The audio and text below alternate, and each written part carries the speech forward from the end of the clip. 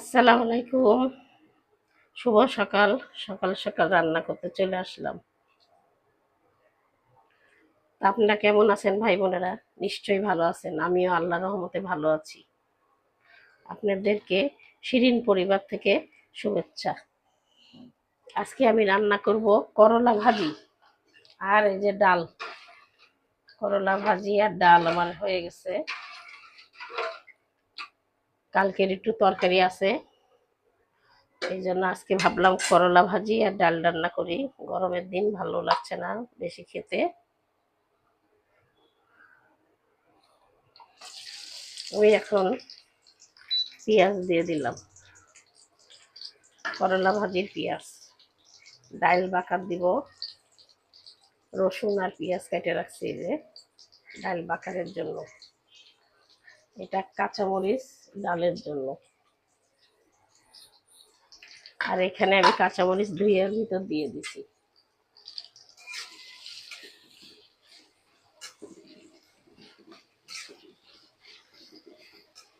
করলা ভাজি খেতে আমার খুব ভালোই লাগে, আরও সেটা গরমের দিন আমাদের পরিবারের সবাই পছন্দ করে করলা ভাজি।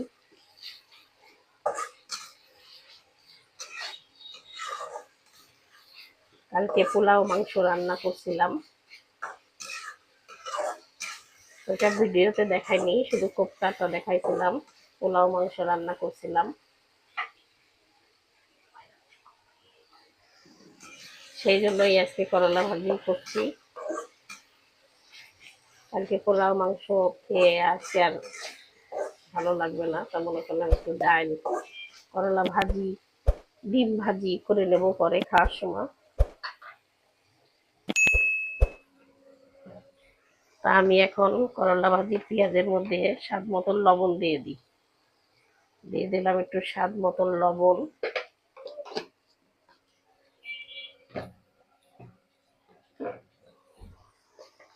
দিয়ে দেবো হলুদের গুঁড়া। দিয়ে দিলাম হলুদের গুঁড়া। আর আমি কিছু দিব না, এখানে আমি এখন করলাগুলো ঢেলে দেবো। ভাই বোনেরা, আমি আজকে করলাগুলো কাটছি গোল গোল করে, আর আলুও গোল গোল করে কাটিয়ে দিচ্ছি, কুচি করে কাটি নাই। এই যে দেখেন, আলুও গোল গোল, করলাও গোল গোল গোল।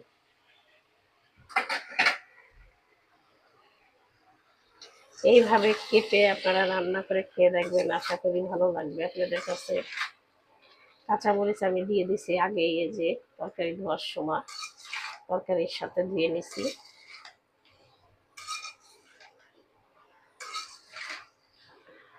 তা ভাই বোনেরা, আপনারা অনেকে কমেন্টে অনেক কিছু লেখেন, আমার খুব দেখে ভালো লাগে। আপনারা এরকম করে আমার পাশে থাকবেন, একটু সাবস্ক্রাইবার করে দিবেন।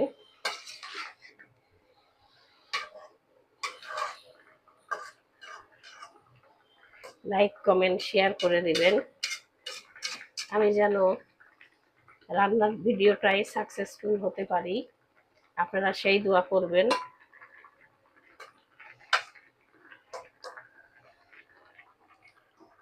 তা ভাই বোনেরা, আমি এখন ঢাকা দিয়ে দেবো করলা ভাজিটাকে।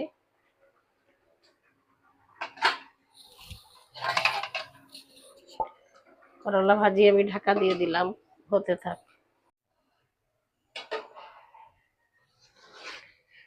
ভাই বোনেরা, আমার করলা ভাজিটা হয়ে গেছে, যে চুলাটা বন্ধ করে দিছি। আপনারা এইভাবে ভাজি করে খেয়ে দেখবেন, আশা করি ভালো লাগে।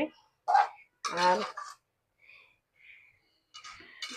আমার রান্নাটা যদি আপনাদের কাছে ভালো লেগে থাকে, তা লাইক কমেন্ট শেয়ার করে দিয়েন, সাবস্ক্রাইব করে দিয়েন। আমি এখানে শেষ করে দিলাম। আল্লাহ হাফেজ।